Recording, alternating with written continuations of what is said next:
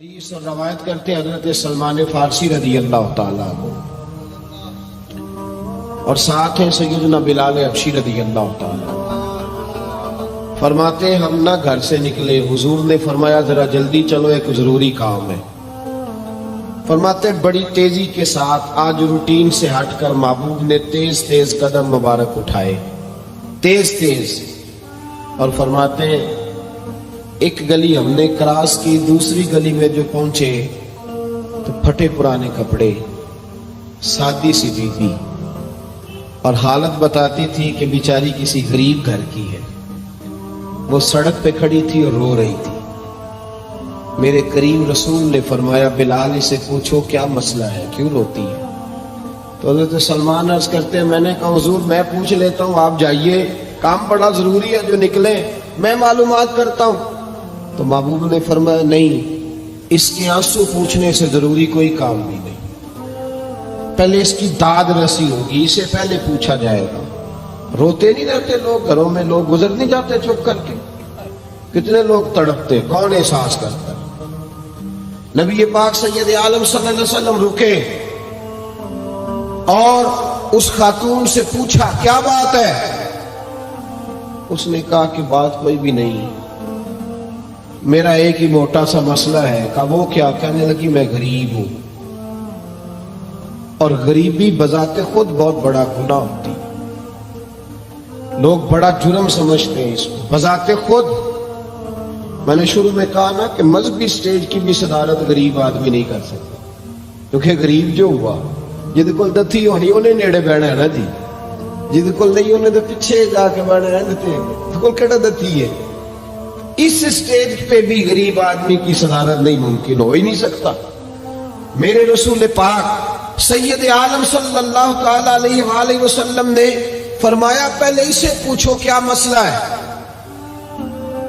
کہنے لگی میں غریب ہوں، بوڑھی ہو گئی ہوں، ساری زندگی غلامی میں گزاری ہے، تیل لینے آئی تھی 5 دینار کا، بوتل میں تیل بھروایا ہے، اور اب بوڑھی ہوں نا تو کمر درد کرتی ہے، پیر پیچھے موڑا ہے تو میں گری ہوں، تیل زمین پی گئی ہے، اب زمین تو واپس نہیں کرتی، لیکن واپس جاؤں گی تو ایک یہودی عورت کی ملازمہ ہوں، وہ درے سے مارے گی، کھال ادھیڑ دے گی، میں بڑی پریشان ہوں، اب نہیں مار کھائی جاتی، ہڈیاں بوڑھی ہیں، قربان جاؤں۔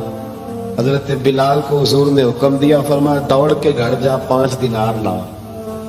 فرماتے ہیں 5 دینار لائے، تیل خرید کے دیا، تو پھر رونے لگی۔ فرمایا آپ کیوں روتی ہے؟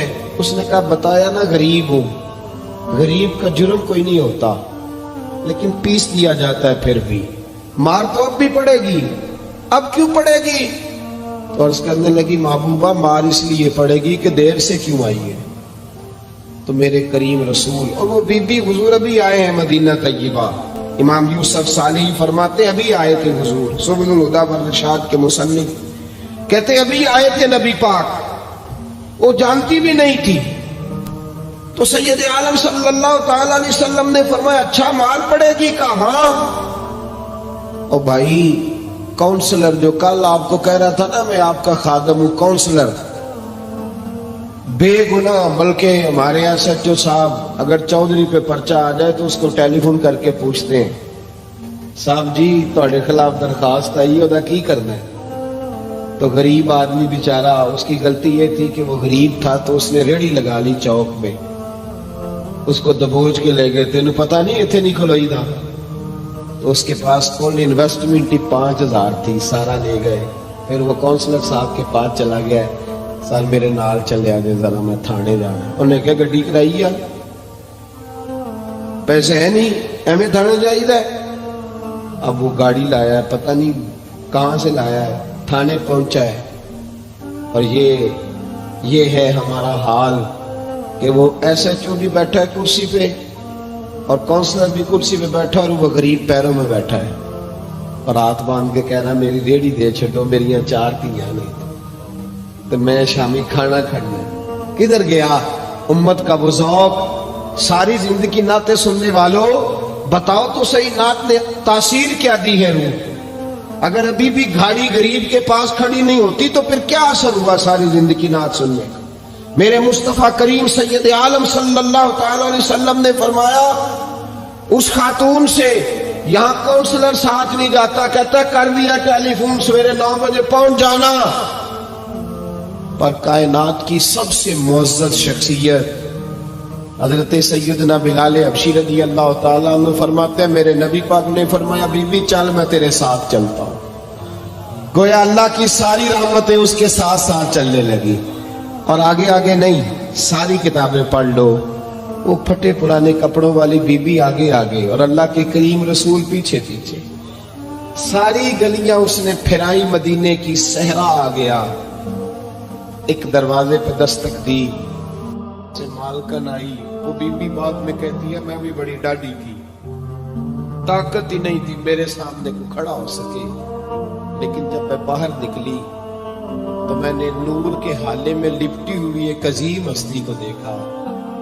فرماتے محبوب کے گورے چٹے رنگ کے اوپر کالی زلفیں اور محبوب پاک کی مقدس آنکھیں جب تک بات کرتے رہے نظریں زمین پہ جھکی رہی، شرم و حیا والے رسول نے بڑے میٹھے بڑے دھیمے بڑے خوبصورت لہجے میں کہا، بریلی کے امام فرماتے نیچی نظروں کی شرم و حیا پہ درود، بڑے دھیمے لہجے میں فرمایا تیری نوکرانی ہے تیری، عورت کہتی ہے میں تو حضور کے جلووں میں محو ہو گئی کہ سادگی میں اتنا حسن میں نے دیکھا ہی نہیں، تیری نوکرانی ہے، کہا تو میرے محبوب نے فرمایا بیچاری کی غلطی کوئی نہیں، اسے مارنا نا، اس سے تیل گر گیا تھا، نیا خریدتے دیر ہو گئی، رو رہی تھی تو میں سفارش کرنے آیا ہوں۔ وہ خاتون کہتی ہے کسی کی نہیں مانی تھی، پر محبوب کے جملوں میں تاثیر اتنی تھی، ککھ سواد نہیں مشری اندر، اسا کھنڈا می چکھ ڈٹھیاں، انہاں ساریاں شہواں نالوں گلاں سجن دیاں مٹھیاں۔ فرماتے نبی پاک صلی اللہ تعالی علیہ وآلہ وسلم نے فرمایا کچھ نہ کہنا، کہنے لگی نہیں کہتی، میرا وعدہ رہا کچھ نہیں کہوں گی۔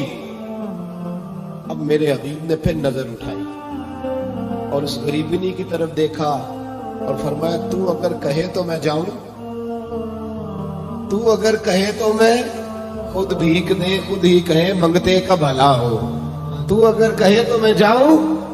اس نے خراج پیش کیا تو چند آنسو گرائے، کہنے لگی محبوبہ جیسے بندہ نوازی۔ حضور نے رخ پھیرا، حضرت بلال کہتے میں پیچھے رہ گیا تو وہ دونوں بیویاں دوڑ کے میرے پاس آئیں، کہنے لگی بتا تو صحیح ہے کون، یہ بتا تو صحیح کون تھے؟ تو حضرت بلال کہنے لگی تم نہیں جانتے؟ جناب بلال فرمانے لگے یہی تو ہے جنہیں اللہ نے سچا رسول بنا کے بھیجا ہے۔ بیویاں دوڑ کے آئی، کہنے لگی محبوبہ دروازے تک آئے ہو تو خالی تو نہ لوٹاؤ، مہربانی فرماؤ ہمیں بھی کلمہ پڑھا دو۔ ڈاکٹر ہارون کہتے ہیں وہ بیویاں وہاں کلمہ پڑھ رہی تھی اور میں حدیث پڑھ کے کلمہ پڑھ رہا تھا۔